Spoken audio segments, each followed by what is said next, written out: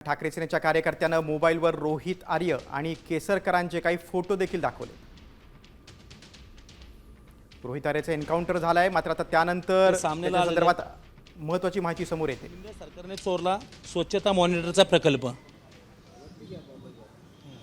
हा सप्टेंबर 2024च्या पेपरची बातमी।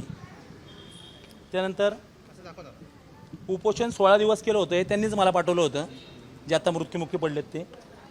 त्यांनी शासनाशी पत्र व्यवहार केलेले आहे त्यांनी सगळे, त्या सगळ्या PDF आहेत। त्यानंतर तुम्ही बघता इकडं दीपक केसरकर आहेत, हे त्यांच्यासोबत परत दीपक केसरकर आहेत इथं।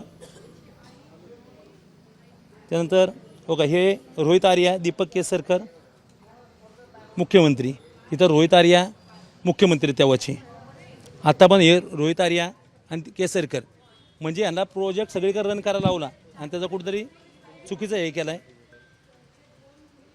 त्यांनी उपोषण करून शेवटी हाताश व्हायची वेळ आली। हे त्यांचं सगळं हे की बाबा काय काय गोष्टी केलेल्या त्यांनी, शाळा स्वच्छ शाळा, सुंदर शाळा, हा त्यांचा प्रकल्प होता।